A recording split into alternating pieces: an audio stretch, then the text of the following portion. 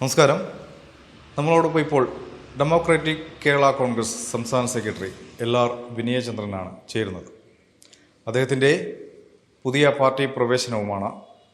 അദ്ദേഹത്തിൻ്റെ പാർട്ടി പ്രവർത്തനങ്ങൾ, വരുന്ന തെരഞ്ഞെടുപ്പുകളിലെ പാർട്ടി അജണ്ട, ഇത്തരം കാര്യങ്ങളൊക്കെ തന്നെ അദ്ദേഹത്തോട് ചോദിച്ചറിയാം.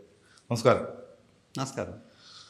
ശ്രീ LR വിനയചന്ദ്രൻ, നമ്മൾ ആദ്യം കാണുമ്പോൾ പരിചയപ്പെട്ടത് ഈ രീതിയിലല്ല, ഒരു ഇടതുപക്ഷ സഹയാത്രികൻ എന്ന രീതിയിലാണ്. ഇപ്പോൾ ഡെമോക്രാറ്റിക് കേരള കോൺഗ്രസിൻ്റെ സംസ്ഥാന ഭാരവാഹിയായി പ്രവർത്തിക്കുന്നു. എന്തുകൊണ്ടാണ് ഇടതുപക്ഷത്തിൻ്റെ രാഷ്ട്രീയത്തിൽ നിന്നും ചുവടുമാറ്റി പിന്നീട് ഒരു ഹിന്ദുത്വ അല്ലെങ്കിൽ NDAയുടെ ഭാഗമാകാനുള്ള സാഹചര്യം ഉണ്ടായത്? അങ്ങ് പറഞ്ഞതുപോലെ ഒരു ഇടതുപക്ഷത്തു നിന്ന് അല്ലെങ്കിൽ ഇടത് നിരീക്ഷകൻ എന്ന രീതിയിലായിരുന്നു അങ്ങ് ഉൾപ്പെടെയുള്ള സ്നേഹിതർ മറ്റ് ചാനലുകളിലുമൊക്കെ ഡിബേറ്റുകളിൽ പങ്കെടുത്തുകൊണ്ടിരുന്നത്. അത് പലരും എന്നെ സമീപിച്ചത് ഞാനൊരു മാധ്യമപ്രവർത്തകൻ എന്ന നിലയിലായിരുന്നു. എൻ്റെ കുട്ടിക്കാലം മുതൽ ഞാൻ കടന്നു വന്ന ഒരു രാഷ്ട്രീയവും അതിൻ്റെ പിന്നിലുണ്ട്. പക്ഷെ അങ്ങ് പറഞ്ഞതുപോലെ ഒരു ഇടത് ചിന്തയിൽ നിന്ന് മറ്റൊരു തലത്തിലേക്ക് എങ്ങനെ മാറി എന്നുള്ള അങ്ങയുടെ ഒരു ശക്തിയുക്തമായ ചോദ്യം. അതിനിടയിൽ അങ്ങ് അറിഞ്ഞുകൊണ്ടാകണം ഹിന്ദുത്വ എന്ന് പറയുന്ന ഒരു രീതിയിലേക്ക്, അല്ലെങ്കിൽ അതും കൂടി അതിനോട് ഉൾച്ചേർന്നുകൊണ്ട് സംസാരിക്കുകയുണ്ടായി. അല്ല, അത് BJP നേതൃത്വം നൽകുന്ന NDA ആണ്. BJPയുടെ രാഷ്ട്രീയ ലൈൻ തന്നെ ഹിന്ദുത്വ ആണല്ലോ. ഓക്കെ,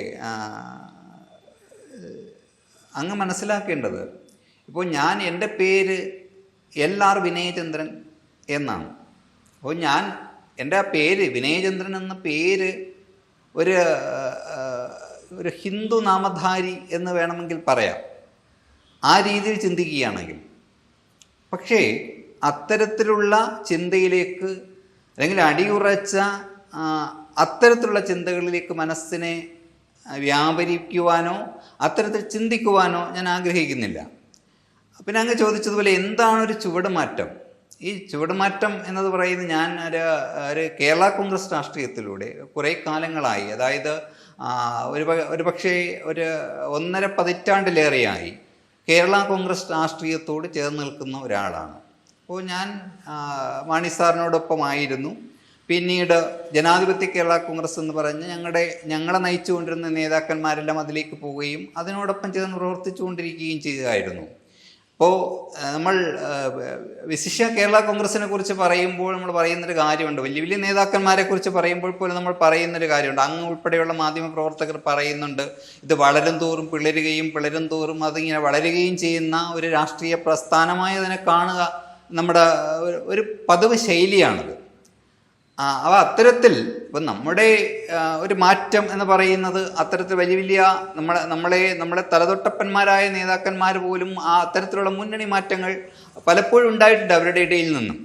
അപ്പം നമ്മൾ തുലവും തുച്ഛരാണ് എങ്കിൽ പോലും ഇപ്പോൾ ഞാൻ ആഗ്രഹിക്കുന്നത്, എൻ്റെ ഒരു പഴയ സ്നേഹിതനായിരുന്ന ഒരാൾ, പഴയ സ്നേഹിതൻ എന്നും പുതിയ സ്നേഹിതൻ എന്നുള്ള അർത്ഥമില്ല, എങ്കിൽ പോലും മുമ്പ് തന്നെ മാണി സാറുമായി പ്രവർത്തിച്ചുകൊണ്ടിരുന്നപ്പോൾ വളരെയധികം അടുപ്പമുണ്ടായിരുന്ന ഒരാൾ ഒരു രാഷ്ട്രീയ പ്രസ്ഥാനം രൂപവൽക്കരിക്കുകയും അദ്ദേഹം എന്ന് പറയുന്ന അദ്ദേഹം സ്വീകരിക്കുന്ന നിലപാടുകൾ, അദ്ദേഹത്തിൻ്റെ വ്യക്തിത്വം, അദ്ദേഹം സ്വീകരിക്കുന്ന നിലപാടുകൾ ഒരു ശക്തമായ ധാരണയും നിലപാടുകളുമുള്ള വ്യക്തിയാണ് ശ്രീ സജി മഞ്ഞക്കടമ്പൻ എന്ന് എനിക്ക് തോന്നിയത് കൊണ്ടും അദ്ദേഹത്തോടുള്ള അടുപ്പം, അദ്ദേഹം എന്നെ ഒരു കോൾ ചെയ്യുമ്പോൾ ഞാൻ അദ്ദേഹത്തോടൊപ്പം ഉണ്ട് എന്ന് പറയുകയും ചെയ്യുന്ന തലത്തിലേക്ക് ഒരു വ്യതിയാനമാണ് സംഭവിച്ചത്. അവിടെ അങ്ങ് പറയുന്നത് പോലെ ആ ഇടത് ചിന്തയിൽ നിന്ന് ഒരു എടുത്തുചാട്ടമല്ല സംഭവിച്ചുകൊണ്ടിരിക്കുന്നത്. നമ്മൾ ഇപ്പോൾ അങ്ങ് പറയുന്നത് പോലെയാണെങ്കിൽ, ഇപ്പോൾ ഇടത് രാഷ്ട്രീയം അല്ലെങ്കിൽ കോൺഗ്രസ് രാഷ്ട്രീയം, ആ രാഷ്ട്രീയം പോലും പലപ്പോഴും അങ്ങ് ആലോചിച്ച് നോക്കൂ, മിക്കവാറും കേരളത്തിൻ്റെ നിയോജക മണ്ഡലങ്ങളിൽ അങ്ങോളം ഇങ്ങോളം സഞ്ചരിച്ചിട്ടുള്ള വ്യക്തിയാണ് അങ്ങ്. ഓരോ മണ്ഡലങ്ങൾ എടുത്തു നോക്കൂ, അവിടെ ഏത് ജാതിയാണ്, ഏത് മതമാണ് അവിടെ മുൻപന്തിയിൽ നിൽക്കുന്നത്? അത്തരത്തിൽ സ്ഥാനാർത്ഥികളെ പോലും നിർത്തുന്ന തരത്തിലേക്കാണ് ഈ LDF UDF മുന്നണികൾ പോലും ചിന്തിക്കുന്നത്. അങ്ങനെ എങ്ങനെയാണ് NDA മാത്രം അത്തരത്തിലുള്ള ഒരു കുറ്റപ്പെടുത്തലേക്ക് കടക്കുക എന്നത് വലിയ ചോദ്യമാണ്. 2, കേരളത്തെ സംബന്ധിച്ചിടത്തോളം സാംസ്കാരികവും വിദ്യാഭ്യാസവും ആയി വളരെയധികം ഉന്നമനത്തിൽ നിൽക്കുന്ന കേരളത്തിൽ NDA വിശിഷ്യ BJP ഒരിക്കലും അത്തരത്തിലുള്ളൊരു നിലപാടുകൾ സ്വീകരിക്കുന്നില്ല എന്ന് തന്നെയാണ് എൻ്റെ ജീവിതാനുഭവത്തിൽ നിന്നും എൻ്റെ മാധ്യമപ്രവർത്തനം എന്നുള്ള അനുഭവത്തിൽ നിന്നും ഞാൻ മനസ്സിലാക്കുന്നത്. ഇപ്പം എങ്ങനെയാണ് ഈ പാർട്ടി പ്രവർത്തനം മുന്നോട്ട് കൊണ്ടുപോകുന്നത്? ഇപ്പോൾ 14 ജില്ലകളിലും കമ്മിറ്റികളും മറ്റും നിലവിൽ വന്നോ? തീർച്ചയായും. ഇപ്പോൾ ഞാൻ പാർട്ടിയുടെ സംസ്ഥാന ജനറൽ സെക്രട്ടറിയാണ്. ഇപ്പോൾ ഇടുക്കി അല്ലെങ്കിൽ വയനാട് കമ്മിറ്റി വിളിച്ചിരുന്നതാണ്. അപ്പോൾ വയനാട് ദുരന്തവുമായി സംബന്ധിച്ച് 1-2 തവണ മാറ്റിവെക്കേണ്ടതായി വന്നു. പിന്നെയുള്ളത് കോഴിക്കോട്. അപ്പോൾ ഈ 3 ജില്ലകളിൽ ഒഴികെ ആ ജില്ലകളിൽ കമ്മിറ്റി എടുത്തു, പക്ഷെ പ്രഖ്യാപനം നടന്നില്ല എന്നുള്ളതേ ഉള്ളൂ. ഇന്ന് നമ്മൾ അങ്ങനെ വിളിക്കുന്ന ഈ സമയത്ത് പോലും ഞാൻ കോട്ടയത്ത് നമ്മുടെ കേന്ദ്ര കമ്മിറ്റി ഓഫീസിൻ്റെ ഉദ്ഘാടന ദിവസമാണ്. എനിക്ക് ചില വ്യക്തിപരമായ കാരണത്തിൽ എനിക്ക് പോകാൻ കഴിഞ്ഞില്ല എന്നുള്ളതാണ്. അവിടെയും ബഹുമാനപ്പെട്ട K. സുരേന്ദ്രൻ അദ്ദേഹമാണ് അത് ഉദ്ഘാടനം ചെയ്യപ്പെടുന്നത്.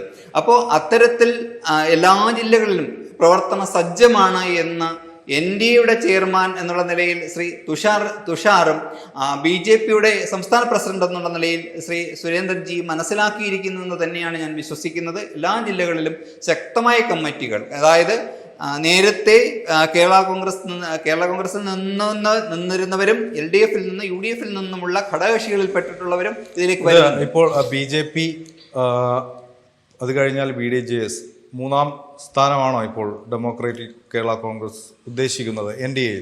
ഇല്ല, അത്തരത്തിലുള്ള അവകാശവാദങ്ങൾ ഒന്നും ഉന്നയിക്കുവാനുള്ള തരത്തിലേക്ക് നമ്മുടെ പാർട്ടി ചെയർമാൻ മാറുമെന്ന് ഞാൻ വിശ്വസിക്കുന്നില്ല. പക്ഷേ കോട്ടയത്തടക്കം ഞാൻ പങ്കെടുത്ത എല്ലാ കമ്മിറ്റികളിലും ജില്ലാ കമ്മിറ്റികളിലുമൊക്കെ കാണാൻ കഴിയുന്നത് അത്തരത്തിലുള്ളൊരു പ്രവർത്തന ശൈലിയുമായി അദ്ദേഹത്തിനെ സംബന്ധിച്ചിടത്തോളം ഞാൻ നേരത്തെ പറഞ്ഞല്ലോ, മാണിസാറിൽ നിന്ന് രാഷ്ട്രീയം പഠിക്കുകയും മാണിസാറിൻ്റെ വലങ്കൈയായി നിൽക്കുകയും അല്ലെങ്കിൽ അദ്ദേഹത്തിൻ്റെ വാമഭാഗമായി നിൽക്കുകയും ഈ പരിപാടികളൊക്കെ കോട്ടയത്ത് സംഘടിപ്പിക്കാൻ മുൻനിരയിൽ നിന്നിട്ടുള്ളതുമാണ്. അതുകൊണ്ട് തന്നെയാണ് PJ ജോസഫ് സാറിനോടൊപ്പം നിൽക്കുമ്പോൾ പോലും അദ്ദേഹം കോട്ടയം ജില്ലയുടെ UDFൻ്റെ ചെയർമാനായി അദ്ദേഹം സ്ഥാനം വഹിക്കാൻ ആ സ്ഥാനം അദ്ദേഹത്തിന് കൊടുത്തുവെങ്കിൽ അദ്ദേഹം ഒരു ചില്ലറ കാരനല്ല രാഷ്ട്രീയത്തിൽ എന്ന് ഞാൻ മനസ്സിലാക്കുന്നു. അതിലൊരു വ്യക്തമായ നിലപാടുകളുള്ള ആളാണ്. വ്യക്തമാണ്. അതുപോലെ ഈ കോട്ടയം എന്ന് മാത്രം എല്ലാവരും പറയുന്നതുകൊണ്ട് ചോദിക്കുകയാണ്, ഈ ക്രൈസ്തവ മേഖല തന്നെയാണോ ഉന്നം വയ്ക്കുന്നത്? ഇല്ല, അങ്ങ് മനസ്സിലാക്കേണ്ടത് ഇപ്പോൾ ഞാനടക്കം കോട്ടയത്താണ് നമ്മുടെ സംസ്ഥാന കമ്മിറ്റി എന്ന് പറയുമ്പോൾ ഒരുപക്ഷെ തിരുവനന്തപുരത്തടക്കം ഉണ്ടായിട്ടുള്ള മുന്നേറ്റം ഒരുപക്ഷെ നമ്മുടെ ചെയർമാനെ പോലും അതിശയിപ്പിച്ചിട്ടുണ്ട്. ഞങ്ങളുടെ ഇവിടുത്തെ ജില്ലാ കമ്മിറ്റിയുടെ ഉദ്ഘാടനം എന്ന് പറയുന്നത് ശ്രീ തുഷാർ വെള്ളപ്പള്ളിയാണ് നിർവഹിക്കപ്പെട്ടത്. അപ്പോൾ അദ്ദേഹം NDAയുടെ ചെയർമാനായിരിക്കുന്ന അദ്ദേഹം പോലും വന്നിവിടെ നമ്മുടെ ഉദ്ഘാടനം നിർവഹിക്കണമെങ്കിൽ ആ പ്രവർത്തനം എത്രത്തോളം സജ്ജമാണ് എന്ന് അങ്ങേക്ക് തന്നെ മനസ്സിലാക്കാൻ കഴിയും. അപ്പോൾ അത്തരത്തിൽ ഇപ്പോൾ കോട്ടയം മാത്രം അങ്ങ് പറഞ്ഞതുപോലെ അതിപ്പോൾ തൃശ്ശൂരിലെ വിജയവുമായി ശ്രീ സുരേഷ് ഗോപിയുടെ വിജയം നമ്മൾ എടുക്കുമ്പോൾ അത്തരത്തിലുള്ള ചർച്ചകളിലേക്ക് പോകുന്നുണ്ട്. പക്ഷേ അങ്ങനെ BJP അത്തരത്തിലുള്ള ഒരു ജാതി രാഷ്ട്രീയം അല്ലെങ്കിൽ മതപരമായ ഒരു രാഷ്ട്രീയ നിലപാടുകളിലേക്ക് ഇപ്പോൾ പലരും നമ്മൾക്ക് ഇപ്പോൾ കുരിശടിയെ സംബന്ധിച്ച് ഉള്ളൊരല്ലെങ്കിൽ ആചാരങ്ങളെ സംബന്ധിച്ച് ഒക്കെ ഉള്ള ഒരു പ്രശ്നങ്ങൾ നമ്മൾ ചർച്ച ചെയ്യപ്പെട്ടൊരു പക്ഷേ അത് നമ്മൾ കേരള മനസ്സാക്ഷിയോ അല്ലെങ്കിൽ കേരളത്തിന്റെ മനസ്സോ ആഗ്രഹിക്കാത്ത ചർച്ചകൾ നടന്നു. ചോദിച്ചത് ഇങ്ങനെയാണ്, അതായത് ഇപ്പൊ തൃശ്ശൂരിലടക്കം ക്രൈസ്തവ സഭകൾ BJPക്കൊപ്പം നിന്ന് തീർച്ചയായും അപ്പൊ അത് ഇനി വരുന്ന തെരഞ്ഞെടുപ്പുകളിൽ NDAക്ക് നിങ്ങളിലൂടെ ക്രൈസ്തവ സഭയടക്കം അല്ലെങ്കിൽ ക്രൈസ്തവ സമൂഹം ഒരു വലിയ ഭൂരിപക്ഷം NDAക്കൊപ്പം BJPക്കൊപ്പം നിൽക്കുന്ന സാഹചര്യം ഉണ്ടാക്കാൻ സാധിക്കുമോ എന്നാണ് അങ്ങ് മനസ്സിലാക്കേണ്ടത്. നമ്മുടെ SNDPയുടെ ബഹുമാന്യനായ വെള്ളാപ്പള്ളി അദ്ദേഹം ചോദിച്ചൊരു ചോദ്യമുണ്ട്, NDAക്ക് കേരളത്തിൽ എന്തെങ്കിലും തൊട്ടുകൂടായ്മയുണ്ടോ എന്നുള്ളതാണ്. അതുകൊണ്ടാണ് ഞാൻ തുടക്കത്തിലേ പറഞ്ഞത്, ഇപ്പോൾ കേരളത്തിൻ്റെ സാംസ്കാരികവും വിദ്യാഭ്യാസപരവുമായ ഉന്നമനവും അല്ലെങ്കിൽ കേരളത്തിലെ ആ ചുറ്റുപാടും കണ്ടിട്ട് തന്നെയാണ് BJP ഇവിടെ പ്രവർത്തിക്കുന്നത്.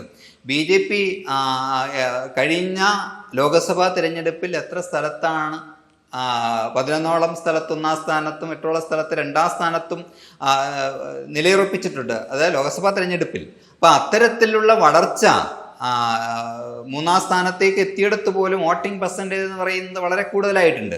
അപ്പോൾ അത്തരത്തിലുള്ള വളർച്ച BJP ഇവിടെ നടത്തുന്നുണ്ട് എന്നുള്ളതാണ്. അത് ആറ്റിങ്ങൽ പോലെയുള്ള മണ്ഡലത്തിൽ BJPക്ക് അത്രയധികം വേരോട്ടം ഉണ്ടാക്കാൻ കഴിയുന്നുവെങ്കിൽ അത് ഏതേതെല്ലാം മേഖലകളിലേക്ക് കടന്നു കയറി എന്നുള്ളത്, നമ്മളീ പറയുന്നത് പോലെ ഒരു ഉത്തരേന്ത്യയിൽ നടക്കുന്ന ഒരു പ്രശ്നത്തെ എടുത്തുകൊണ്ട് അല്ലെങ്കിൽ ഉത്തരേന്ത്യയിൽ നടക്കപ്പെടുന്ന പ്രശ്നത്തെ പർവ്വതീകരിച്ച് കാണിച്ചുകൊണ്ട് മലയാളികൾ എന്തുകൊണ്ട് അല്ലെങ്കിൽ കേരള മനസ്സാക്ഷിയോട് അത്തരത്തിൽ അല്ലെങ്കിൽ ക്രിസ്ത്യൻ മുസ്ലിം മനസ്സാക്ഷിയെ അത്തരത്തിൽ ഭയപ്പെടുത്തുന്ന ഒരു രീതി അറിഞ്ഞോ അറിയാതെ LDF കൂടുതലായിട്ടും UDF അതിനോട് അനുകൂലമായും അവരോട് ഇങ്ങനെ ഒരു ഭയപ്പെടുത്തൽ നടത്തുന്നുണ്ട് എന്നുള്ളൊരു യാഥാർത്ഥ്യമാണ്. ഇനി അങ്ങ് ചോദിച്ച ചോദ്യത്തിലേക്ക് വരുമ്പോൾ തന്നെ ഇപ്പോൾ ബഹുമാന്യനായ പ്രധാനമന്ത്രി ആ സൽക്കാരത്തിൽ ചെല്ലുകയും ഇവിടെയുള്ള ക്രിസ്ത്യൻ പുരോഹിതന്മാർ, അതായത് എല്ലാ സഭകളിലെയും പുരോഹിതന്മാർ പങ്കെടുക്കുന്ന വിരുന്നുകളിൽ പോലും അദ്ദേഹം പങ്കെടുക്കുകയും അവരോടൊപ്പം സംസാരിക്കുകയും ചെയ്യുന്നുണ്ട്.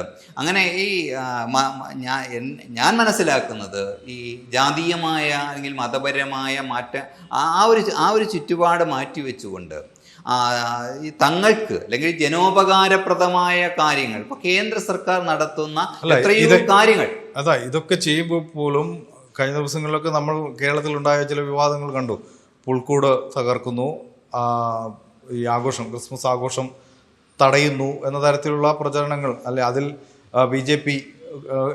BJPയുടെ പങ്ക് ആരോപിച്ചുകൊണ്ട് അല്ലെങ്കിൽ അത്തരത്തിലുള്ള വിമർശനങ്ങളൊക്കെ കണ്ടു. പലരെയും അറസ്റ്റ് ചെയ്യുന്ന കേസുകൾ വരെ ഉണ്ടായിട്ടുണ്ട്.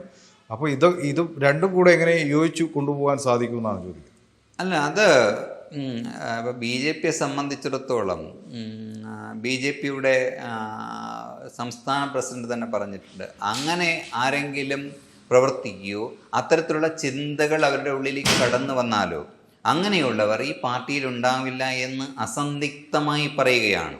അതായത് ഒരു ഉഴപ്പൻ മട്ടിൽ നമ്മൾ പറയാറുണ്ടല്ലോ, ഒരു ഉഴപ്പൻ മട്ടെന്ന്. അത്തരത്തിലല്ല, ആരാണോ അത്തരത്തിൽ ചിന്തിക്കുന്നത് അവരൊരിക്കലും ഈ പാർട്ടിയിൽ ഉണ്ടാവില്ല എന്ന് അദ്ദേഹത്തിന് പറയാൻ കഴിയുന്നു. അത് തന്നെയാണ് അദ്ദേഹത്തിൻ്റെ പോസിറ്റീവായിട്ടുള്ള നിഗമനങ്ങളും ചിന്തകളും എന്ന് ഞാൻ മനസ്സിലാക്കുന്നു. അങ്ങനെ പറയാൻ കഴിയുന്നുണ്ടല്ലോ, ആരായിരുന്നാലും എത്ര വലിയവരായിരുന്നാലും അങ്ങനെ ഒരു ചിന്താഗതി. ഇനി അവിടെയും നമ്മൾ മനസ്സിലാക്കേണ്ടത് ഇനി കൂടുതലുണ്ടാകും. കാര്യമെന്ന് പറയുന്നത് ഒരുപക്ഷെ ഈ സമൂഹത്തിൽ ഒരുപക്ഷെ അങ്ങനെ BJPയുടെയോ അല്ലെങ്കിൽ സംഘപരിവാർ ശക്തികൾ എന്നൊക്കെ LDF UDF പറയുന്ന ആ സംഘപരിവാർ ശക്തികളിലേക്ക് അല്ലെങ്കിൽ അതിൽപ്പെട്ട ആരെങ്കിലും സ്വാധീനിച്ചുകൊണ്ടോ സാമൂഹ്യ വിരുദ്ധരെ ഉപയോഗിച്ചുകൊണ്ടോ അത്തരത്തിൽ ചില നിലപാടുകൾ സ്വീകരിച്ചുകൊണ്ട്